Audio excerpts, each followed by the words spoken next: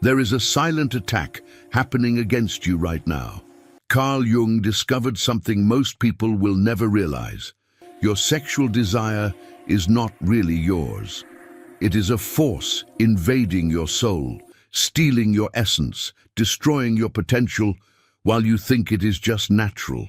This is not an ordinary battle. It is the oldest war of humanity, fought in the invisible depths of your psyche. Every impulse you feel is not just biology or hormones. It is a final test of your soul. And the frightening truth is, you are being drained of vital energy, creative force and purpose without even noticing. Jung revealed that there is something working against you, using what seems most innocent as a weapon. While you give in, thinking you are just satisfying a desire, your soul is being attacked and weakened. But here is what few people know. Recognizing this attack is the first step to true freedom. Are you ready to see the truth? Prepare yourself, because what comes next can change everything. Something inside you knows this feeling well. That sudden rush of heat through your body, that magnetic pull toward images, thoughts, or fantasies that seem to appear from nowhere. You might think this is just who you are, just your nature expressing itself. But Jung spent decades studying the human mind and discovered something that will shake you to your core. What you experience as desire is actually a carefully designed trap set specifically for your soul. Think about the timing. When does this urge hit you hardest? Is it when you are about to start something important? When you finally decided to change your life? When you are on the edge of a breakthrough? This is not coincidence. This is strategy. There is an intelligence behind this attack, and it knows exactly when you are most vulnerable. Your soul has a purpose. Deep within you exists a blueprint for greatness, a specific mission that only you can fulfill. But to accomplish this mission, you need energy. Not just physical energy, but the kind of vital force that Jung called libido. This is your creative power, your drive, your very life essence. And here is where the trap becomes clear. Every time that sexual impulse takes over, it is not just asking for a moment of pleasure. It is demanding the exact same energy your soul needs to complete its mission. The mechanism works like this. You feel the desire rising. It feels urgent, almost painful to resist. Your mind creates 100 justifications. Just this once. You deserve it. It is healthy and natural. Everyone does it. These thoughts feel like they come from you, but Jung discovered they come from something he called the shadow. This is the part of your psyche that opposes your growth, that wants to keep you small, safe, and powerless. When you give in to the impulse, something invisible happens. That energy that was building inside you, that creative fire that could have been channeled into your work, your relationships, your purpose, gets released and scattered. You feel empty afterward, do you not? Tired, maybe even ashamed. That emptiness is not just emotional. It is the actual depletion of your vital force. But the trap goes even deeper. After you release this energy, your soul becomes quieter. That inner voice that was pushing you toward greatness, that was making you uncomfortable with mediocrity, suddenly becomes easier to ignore. You feel calm, almost sedated. The urgency to change your life diminishes. You tell yourself you will start tomorrow, next week, next month. And the cycle continues. Jung understood that sexual energy is the most powerful force in human existence. It literally creates life. But this same energy, when properly directed, can create anything: art, business, innovation, spiritual awakening. Every great achievement in human history came from someone who learned to redirect this force. The trap is designed to prevent this redirection. It wants you to waste this power on temporary pleasure instead of permanent transformation. Look at your life right now. How many times have you felt inspired to create something, to build something, to become someone greater, only to have that inspiration fade after giving in to sexual impulse? How many projects died before they began? How many dreams dissolved into nothing? This is not weakness. This is not lack of discipline. This is the trap working exactly as designed. The attack is personal because it understands you completely. It knows your triggers, your weak moments, your justifications. It has studied you your entire life. When you are stressed, it offers comfort. When you are lonely, it promises connection. When you are bored, it provides excitement. But these are all lies.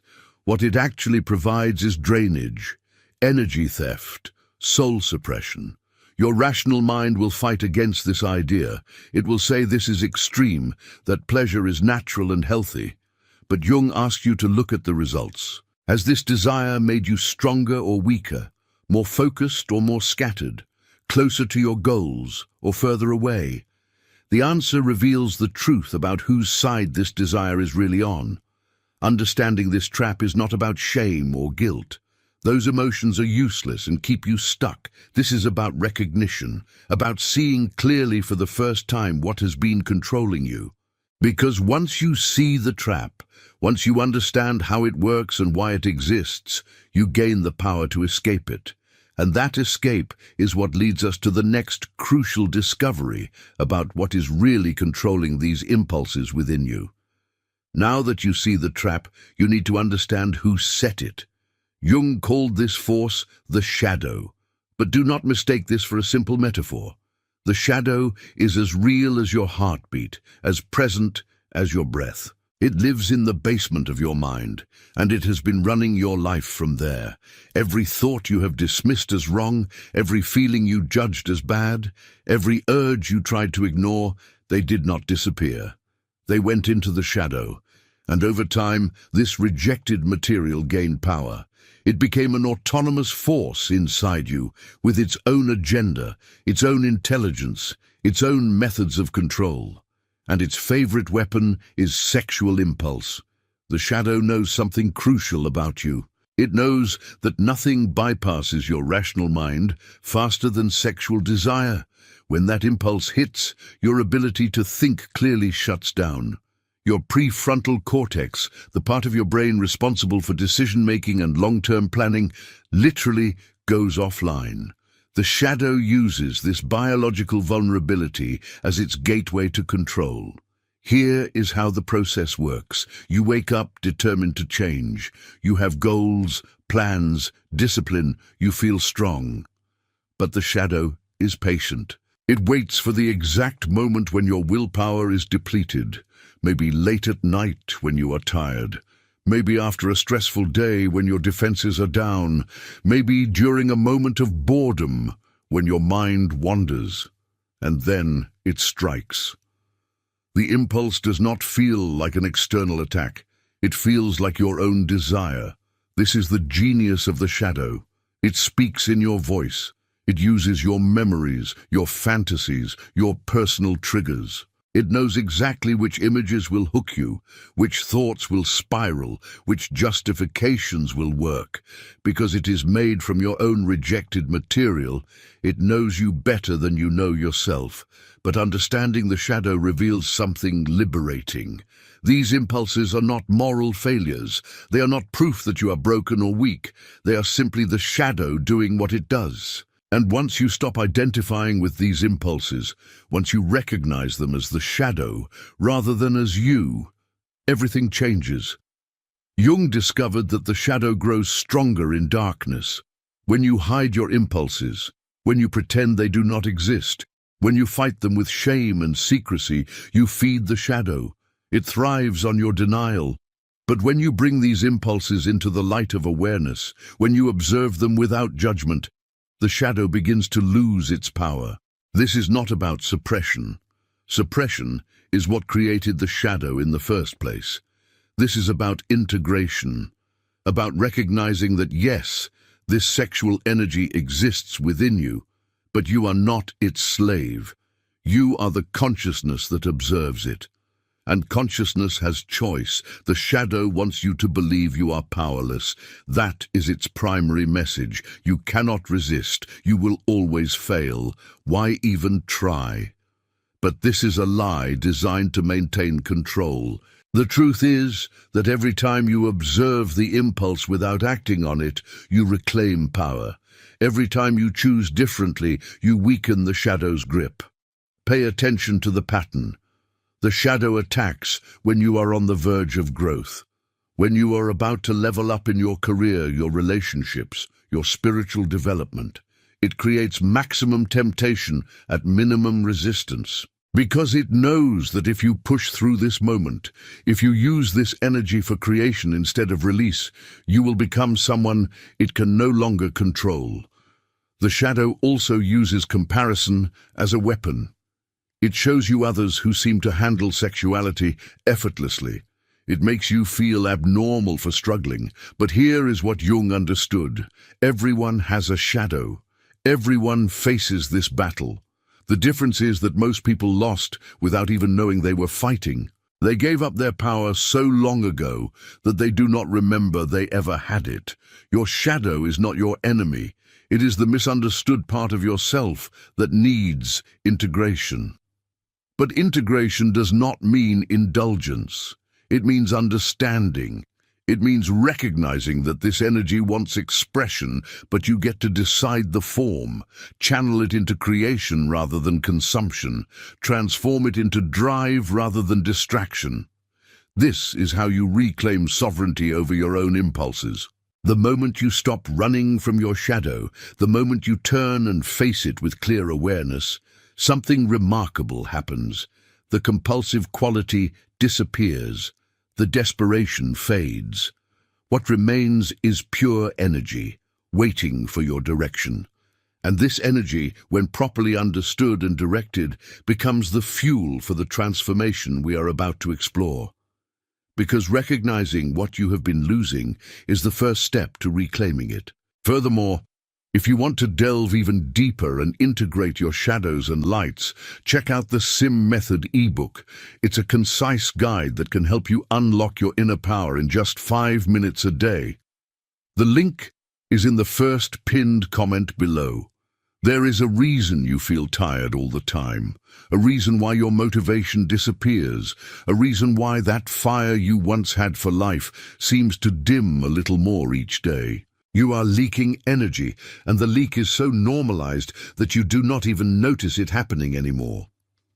Jung studied ancient traditions, mystical teachings, and alchemical texts. What he found in all of them was the same core principle. Human beings contain a finite amount of vital energy, and how we use this energy determines everything about our lives. The ancient Chinese called it qi.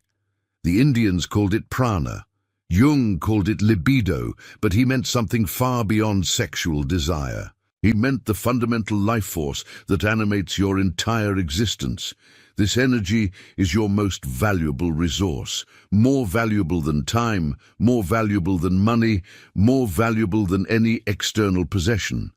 Because this energy is what allows you to think clearly, act decisively, create powerfully, and connect authentically. Without it, you are just going through the motions, a shell of who you could be. Every time you give in to sexual impulse, you are making a transaction. You are trading this vital energy for a few moments of sensation, but the exchange rate is catastrophic. What you give up in those moments would take days or even weeks to fully regenerate. And most people are making this transaction so frequently that they never have a chance to fill their reserves. Think about how you feel immediately after releasing sexually. The clarity you had moments before vanishes. The motivation that was driving you evaporates. The creative ideas that were flowing suddenly stop. This is not psychological. This is energetic. You just drained your battery and now you are running on empty. But the physical release is only part of the loss. What most people do not understand is that the mental and emotional energy spent before the physical act is even more depleting. The hours spent consumed by fantasy, the constant mental loops of sexual imagery, the emotional roller coaster of arousal and guilt. All of this burns vital energy at an alarming rate. Your brain consumes more energy than any other organ in your body. When you spend hours in sexual fantasy, you are forcing your brain to work overtime on something that produces nothing of value. That energy could have been used for problem solving, for creativity, for building your future. Instead, it gets burned up in mental loops that leave you exhausted and empty. Jung noticed something fascinating in his patients. Those who learned to conserve and redirect their sexual energy reported dramatic changes: better focus, more creativity, increased confidence, deeper connections with others, better physical health. This was not placebo.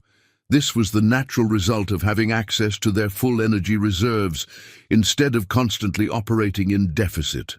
The body knows what is happening, even if the mind denies it.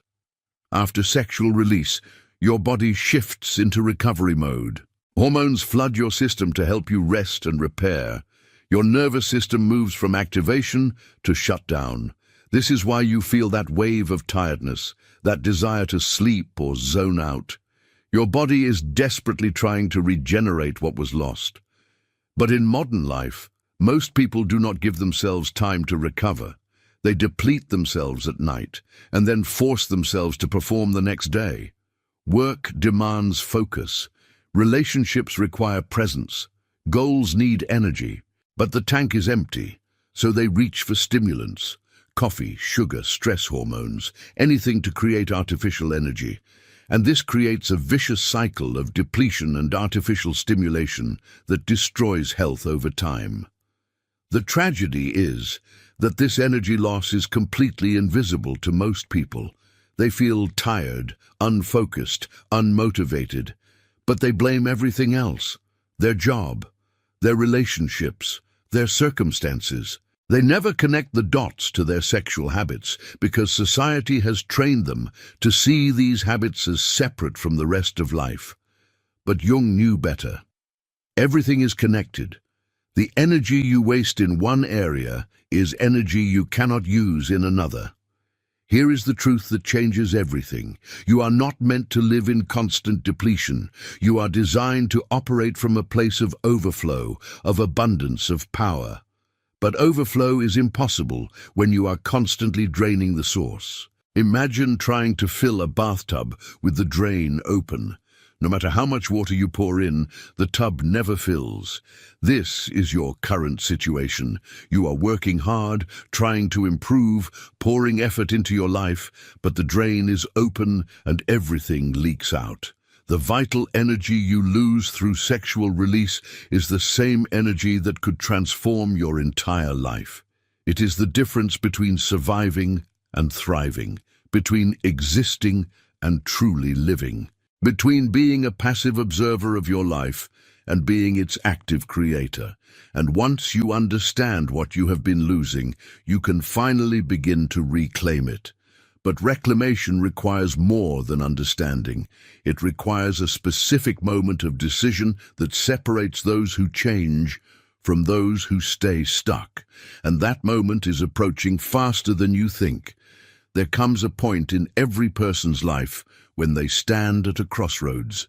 One path leads to more of the same. The other path leads to everything they could become. This moment is happening for you right now, and you will either recognize it or let it pass like all the others before. Jung called this the moment of individuation, the moment when you stop living according to programming and start living according to your true self. But this moment demands something from you. It demands that you face the hardest truth about your life. You have been choosing comfort over growth, pleasure over purpose, release over retention, and these choices have cost you everything. The moment of transformation is not gentle, it is not easy. It comes with a burning realization that you have wasted years of your life, years you can never get back, chasing sensations that left you empty. This realization hurts. Most people run from this pain. They numb it with more of the same behaviors that created it. But if you can sit with this pain, if you can let it burn through you without running, it becomes the fuel for your rebirth.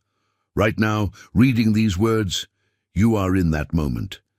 You can feel something shifting inside you. Part of you wants to dismiss this entire message. Too extreme, too intense, not relevant to you. This is the voice of your old self, fighting for survival, because your old self knows that if you truly transform, it will cease to exist. And it will fight hard to prevent that death. But another part of you, a deeper part, knows this is true. This part has been waiting for someone to finally speak the truth plainly. This part is tired of the lies, tired of the weakness, tired of living below your potential. This part is ready for war. The question is, which part will you listen to? Transformation requires a decision, but not the kind of decision you are used to making. Not a New Year's resolution or a Monday morning promise. Those decisions are made from your thinking mind, and your thinking mind is weak. It changes based on mood, circumstances, and convenience. The decision that creates transformation comes from somewhere deeper. It comes from your soul. And when your soul makes a decision, it is final. Jung observed that true transformation always involves a death. The death of who you were, the death of your old identity, the death of the version of yourself that found comfort in weakness. This death is terrifying because you do not yet know who you will become on the other side. You are being asked to leap into the unknown with no guarantee of safety. But here is what Jung discovered. On the other side of this death is not emptiness. It is your true self waiting to emerge. The moment you decide to stop wasting your vital energy, everything in your life will test that decision. Your shadow will create stronger urges than you have ever felt. Your environment will present more temptation. Your mind will generate 1,000 reasons to quit. This is not punishment. This is initiation. You are being tested to see if your decision was real or just another temporary feeling. Most people fail this test. They decide to change on Monday and give up by Wednesday. They make promises in moments of inspiration and break them in moments of temptation. But those who pass through this fire, who maintain their decision even when everything inside them screams to quit, emerge as something entirely different. They emerge as sovereign beings, masters of their own energy, directors of their own fate. The transformation is not about becoming perfect, it is about becoming conscious. About moving from being controlled by impulses to being the one who observes and directs those impulses. Every time you feel the urge and choose differently, you are not suppressing anything. You are demonstrating to yourself and to the universe that you are no longer a slave. You are free. But freedom comes with responsibility. Once you see the truth clearly, you can never unsee it. Once you understand what is at stake, every choice becomes meaningful. You cannot go back to unconscious living. You cannot pretend you do not know. This is both a blessing and a burden. Because now you have to choose every single day who you want to be. The moment of transformation is also a moment of grief. You will grieve the time you lost, the energy you wasted, the person you could have been if you had known this earlier. Let yourself feel this grief. Do not push it away. It is part of the process, but do not let it paralyze you. What is gone is gone. What matters now is what you do with the time you have left. Here is the secret that Jung discovered. The moment you truly commit to this path, the universe responds. Opportunities appear, energy returns, clarity emerges. Not because of magic, but because you are finally aligned with your true nature. You are no longer fighting against yourself.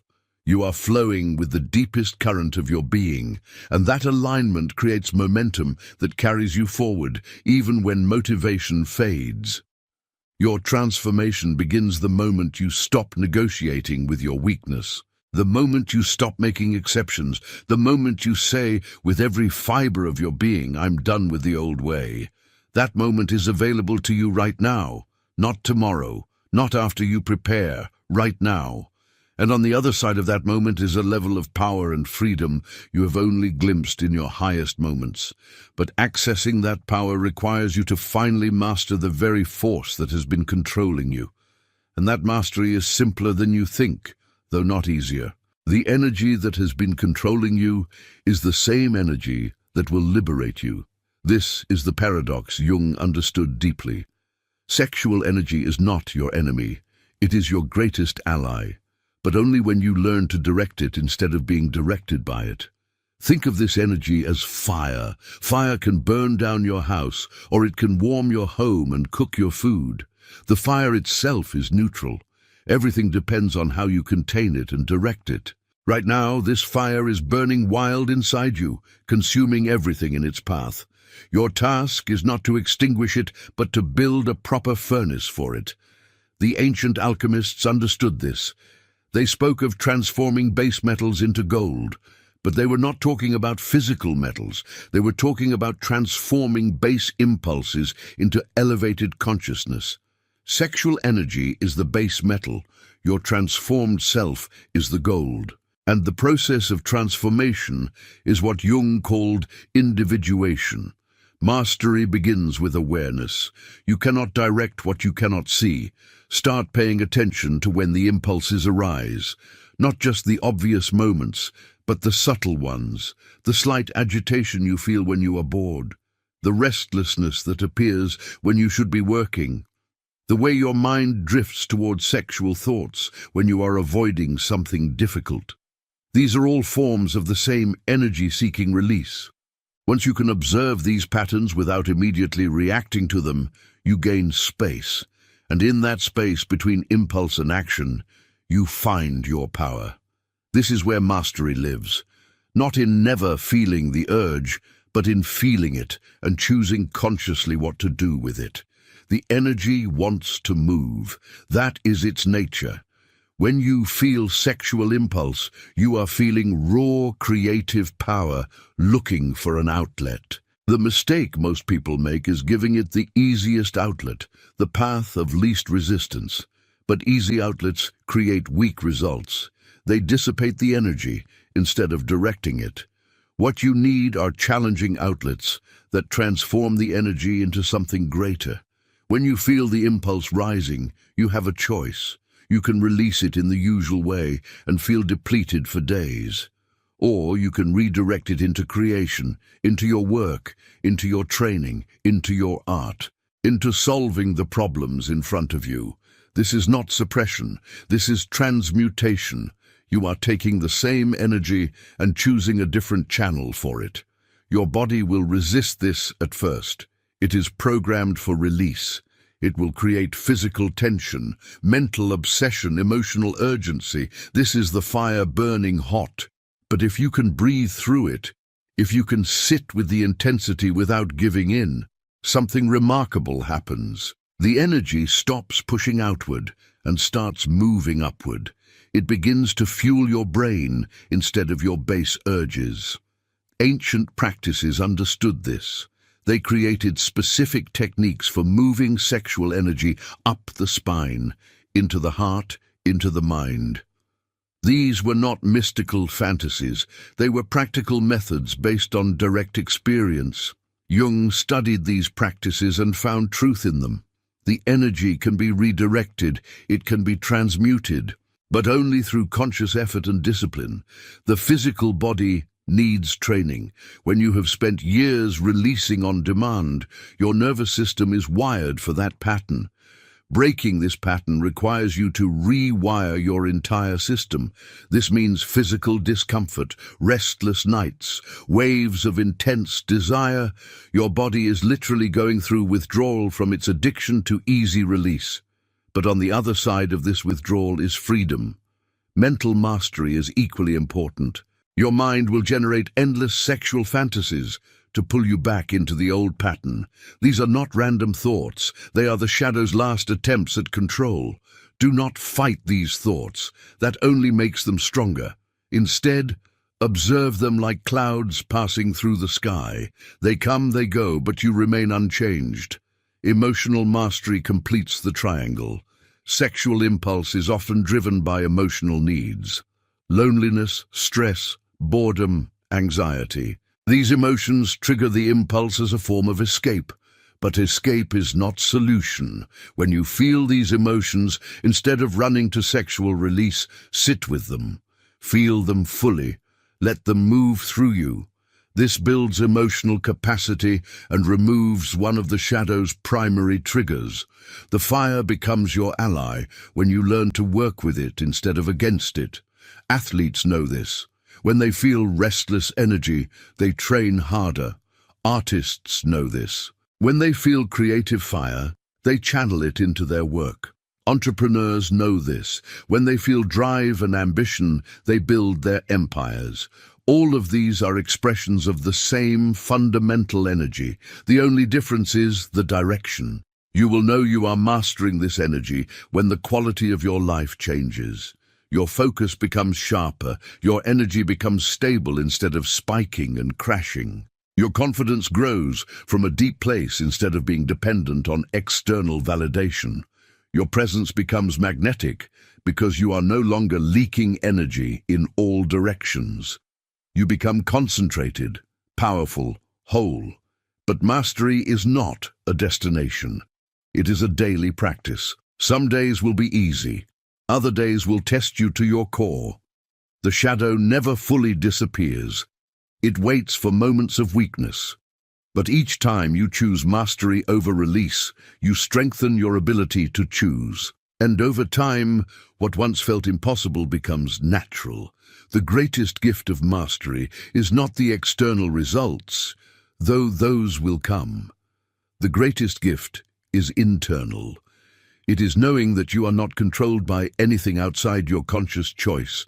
It is the deep peace that comes from alignment with your true self. It is the freedom that everyone seeks but few ever find. And this freedom opens the door to something even greater, something that exists beyond mastery itself. There is a state of being that exists beyond struggle, beyond resistance, beyond the constant battle with impulse. Jung called it integration. This is where the war ends, not because you won or lost, but because you transcended the conflict entirely. Most people spend their entire lives at war with themselves. Part of them wants growth, another part wants comfort. Part of them seeks purpose, another part craves pleasure. This internal division consumes enormous energy and creates constant suffering. But there is another way, a way that few discover because it requires walking through the fire instead of around it. True freedom is not about controlling your impulses forever. It is about transforming your relationship with them so completely that control is no longer necessary. When you reach this state, sexual energy is no longer an enemy to be fought or even a force to be mastered. It simply becomes energy, neutral and available, waiting for your direction. This freedom comes with a strange paradox. The more you let go of needing to control everything, the more natural control becomes. When you stop identifying yourself as someone who struggles with sexual desire, the struggle loses its power. You become the space in which desire appears and disappears, rather than being the desire itself. Jung observed this in people who completed the individuation process. They stopped fighting with parts of themselves. They integrated their shadow instead of battling it. They made peace with their impulses by understanding them at such a deep level that the impulses no longer controlled them. This is not defeat. This is transcendence. Freedom also means accepting that you are human. You will feel desire. You will have moments of weakness, but these moments no longer define you. They are simply weather patterns moving through the vast sky of your consciousness. You observe them, you understand them, but you do not become them. This distinction changes everything. The people who achieve this freedom seem different from others. They carry a certain presence, a groundedness, a quiet power. They are not suppressing anything. They are not white-knuckling their way through life. They have simply found the place inside themselves that is untouchable by external circumstance or internal impulse. They live from their center. This centered living creates a ripple effect in every area of life. Relationships become deeper because you are no longer using others to fill your own emptiness. Work becomes more fulfilling because you have energy to invest in meaningful creation. Your health improves because you are no longer in constant stress and depletion. Your mind becomes clearer because it is no longer clouded by compulsion. But the greatest gift of this freedom is spiritual. When you are no longer enslaved by base impulses, you create space for something higher to enter your life.